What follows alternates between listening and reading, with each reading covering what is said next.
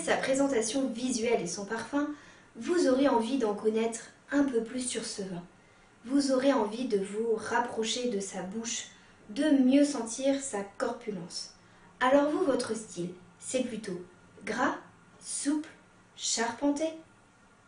Oui, mais alors, qu'est-ce qu'un vin rouge charpenté et tannique?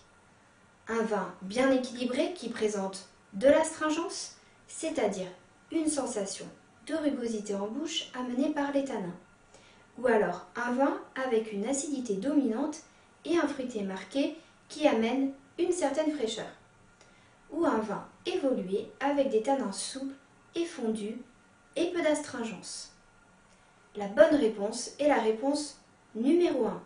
La présence des tanins apporte une structure en bouche avec une certaine accroche, surtout dans la prime jeunesse d'un vin de garde. Nous y reviendrons plus en détail par la suite. Voyons à présent en bouche les différentes étapes de l'attaque à la fin de bouche. On notera d'abord l'évolution du vin. La première sensation en bouche est l'attaque. Est-ce qu'elle est plutôt faible, franche, sèche? On regardera ensuite l'évolution du vin, si elle est plutôt bonne ou mauvaise, puis la fin de bouche, nette, franche, astringente si elle est sèche, ou acide en fonction de la saveur dominante. On notera également en bouche les arômes et familles d'arômes dominants, comme pour le nez, et on précisera la persistance aromatique du vin après l'avoir recraché. Enfin, le plus important dans le vin est son équilibre et sa structure. On est toutes pareilles, on les préfère vifs et frais plutôt qu'agressifs et lourds. Pour mieux comprendre la structure du vin, revenons sur les différentes sensations en bouche. La première est l'acidité qui se ressent sur les bords de la langue. En fonction du type d'acide dans le vin, vous pourrez ressentir une sensation de dureté, verdeur, fraîcheur. Un vin avec une bonne acidité sera qualifié de frais, vif, nerveux. S'il manque d'acidité, il sera plutôt plat ou maigre, et trop acide, on le qualifiera de vert ou acerbe. La saveur sucrée se ressent par l'amplitude en bouche. C'est ce que l'on appelle la sucrosité. Elle est amenée par les sucres résiduels éventuels, mais également par l'alcool. On parlera d'un vin sec, fondu, souple, gras, onctueux, moelleux, en fonction de l'importance de la saveur en bouche.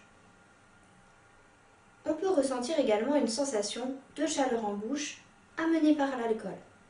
En fonction de l'importance de cette sensation, on qualifiera le vin de maigre, faible, si elle est trop peu présente, équilibrée si elle est correcte, ou alcooleux, brûlant, si elle est trop marquée.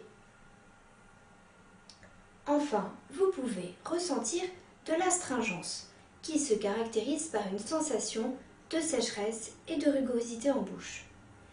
Cette sensation se ressent sur les vins rouges car ils contiennent des tanins. Les tanins contenus dans la pellicule, les pépins, mais également le bois, amènent de la structure au vin et cette sensation d'astringence. Ainsi, en fonction du degré d'importance de cette sensation, on dira que le vin est maigre, creux, équilibré, charpenté, tannique, râpeux, âpre. Pour apprécier le vin, il faut donc qu'il ait un bon équilibre. Sur les blancs secs, on recherche donc un équilibre entre alcool et acidité. Sur les blancs moelleux, entre alcool, acidité, moelleux. Enfin, sur les rouges, on cherche un équilibre entre alcool, acidité et astringence. L'équilibre du vin peut également évoluer.